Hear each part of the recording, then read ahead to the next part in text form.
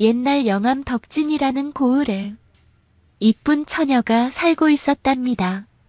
그 처녀는 너무도 고운 마음씨를 가지고 있었고 동네에서도 소문이 나 있었습니다. 그러던 어느 날 처녀의 집 뒤뜰에 이상한 소리가 나서 가보니 새끼 두꺼비 한 마리가 울고 있는 것이었습니다. 처녀가 보기에 배가 고파서 그런가 싶어 식구들이 먹고 남은 식은 밥이나 누룽지를 주었습니다. 그랬더니 두꺼비는 맛있게 먹는 것이었습니다. 그로부터 두꺼비는 매일 집 뒤뜰에 나타나 처녀가 주는 밥을 먹었습니다.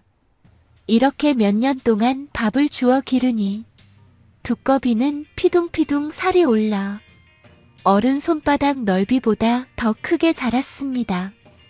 둘 사이는 인간과 동물 사이이지만 서로의 모습에서 서로의 기분까지 파악할 수 있을 정도로 친밀한 사이가 되었고 두꺼비는 가끔씩 뒤뜰로 찾아와 처녀와 무언의 대화를 나누기도 할 정도였습니다.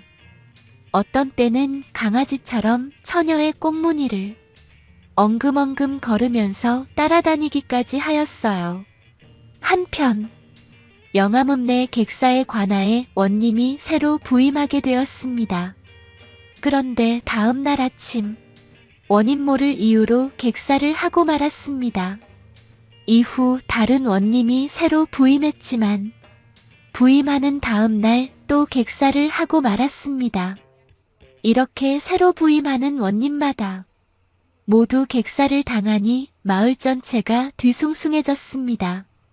이러한 사실이 조정에까지 알려져 영암으로는 관리에 임명되어도 서로 나서지 않아서 지방 통치에 상당한 애로를 겪고 있었습니다. 조정과 전라가명의 관찰사 등은 여러 방향으로 해결 방안을 찾아 나섰습니다. 여러 국리 끝에 영험 있는 점쟁이에게 알아보니 15살 먹은 처자를 구해다가 동원 안에 넣어두면 이후로는 지방관이 죽는 일은 없을 것이라고 하는 것이었습니다.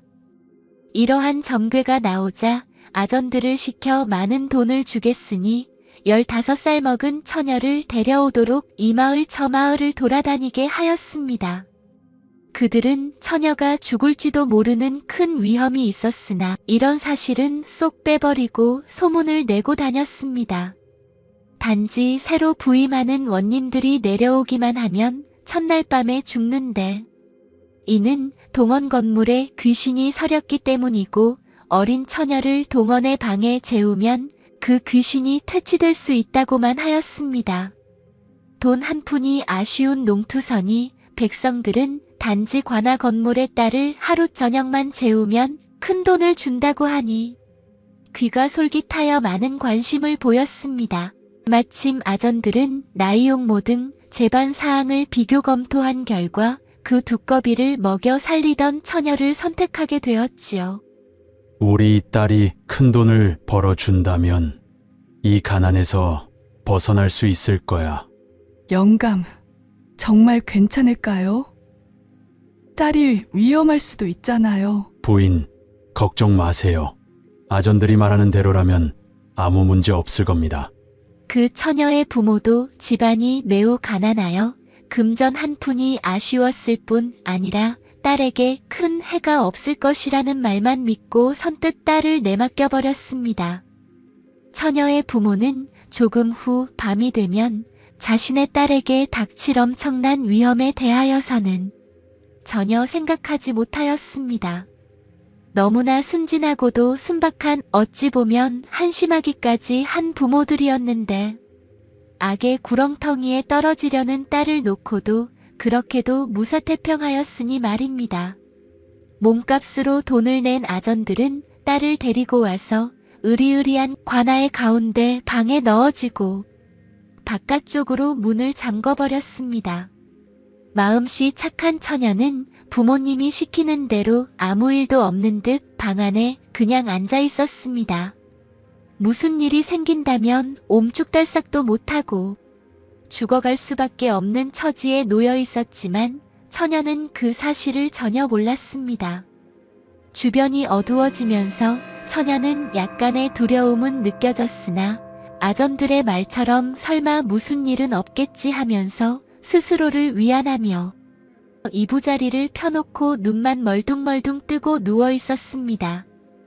그때 갑자기 어디에서 스륵스륵스륵 소리가 나길래 문 쪽을 쳐다보니 이제까지 자신이 기르던 두꺼비가 문틈 사이로 기어들어오는 것이었습니다. 아니, 너가 여기 왜 왔니? 혼자 두려움 속에 외롭게 있는 방에 두꺼비가 찾아오니 마음이 놓이고 심심함도 사라지는 것이었어요. 잠시 후 두꺼비가 나타난 지 얼마 되지 않아 천장에서 이상한 소리가 나는 것이었습니다. 처녀는 무슨 소리인가 하고 천장을 쳐다보았는데 백년은 묵음직한 커다란 지네가 천장 밖으로 나타나는 것이었습니다. 처녀는 소름이 끼치는 두려움에 가슴을 졸이면서도 직감적으로 소문으로만 들어온 원님들의 부임 첫날 밤의 비명 행사는 이 무시무시한 지네의 수작임을 떠올린 것이었습니다. 은인의 목숨 보전을 위해 미래에 대한 예지력이 있는 두꺼비는 미리 나타나 지네의 도끼를 방어하였던 것입니다. 만일 두꺼비가 오기 전에 지네가 먼저 나타났다면 그 처녀는 지네에 물려 도구로 죽기 전에 이미 지네에게서 나오는 표독스러운 기운에 감염되어 목숨을 잃어버렸을 것이었습니다. 두꺼비와 지네는 서로 상대방의 눈을 응시하면서 피 튀기는 싸움의 탐색전을 벌이고 있었고 서로 상대방의 기선을 제압하기 위해 한껏 과장된 몸짓으로 위용을 부렸습니다.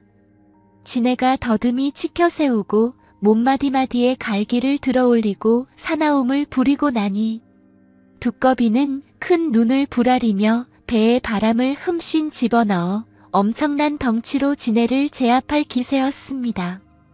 한참 동안의 탐색을 벌인 둘은 상대방의 약점이 무엇인가를 간파해내고 드디어 혼신의 힘을 다한 대결을 시작하였는데 먼저 두꺼비는 체구가 가늘고 긴 지네를 격파하기 위해서는 뜨거운 입김보다 나은 것은 없을 것이라 생각하며 알에서 깨어나올 때의 힘까지 동원하여 뜨거운 입김을 지네에게로 뿜어올리니 이에 질세라 지네도 온 몸마디마디에 기라는 기는 모조리 결집하여 두꺼비에게 매서운 도낌을 불어내렸습니다. 이러한 공방전이 10번 남짓 이어지자 두 마리 모두 기운이 다 빠져 반죽음 상태에 이르렀고 이들은 서로 철천지원수가 되어 어디니가 먼저 죽냐 내가 먼저 죽냐 보자며 어차피 죽어가는 몸 한바탕 붙어보자며 서로 몸끼리 엉키는 육박전을 벌였습니다. 둘이 엎치락 뒤치락 거리며 싸우는 과정에서 지네는 두꺼비의 등줄기를 입으로 세차게 물어뜯었고 이에 화가 머리끝까지 치민 두꺼비는 지네의 머리 부분을 입안에 집어넣고 뜨거운 김을 뿜으며 입을 다물어버리자 지네는 이내 숨이 막혀 죽었습니다. 얼마 되지 않아 두꺼비도 워낙 크게 물려 치명상을 입은 데다 지네의 도끼가 온몸에 퍼져 죽고 말았습니다. 처녀의 목숨을 아스러운 지네는 은인을 지켜주려는 충성스러운 두꺼비의 몸을 내던진 저항을 이겨내지 못하여 쓰러져 죽었고 두꺼비의 충성으로 처녀는 겨우 살아날 수 있었습니다. 다음 날 처녀는 자신을 위해 몸바친 두꺼비를 양지 바른 곳에 묻어주었고 처녀와 두꺼비의 은덕으로 지네가 퇴치되고 지방관이 자유롭게 부임할 수 있게 되어 영암지방은 다시 평온을 누리는 살기 좋은 고장으로 발돋움할 수 있었습니다.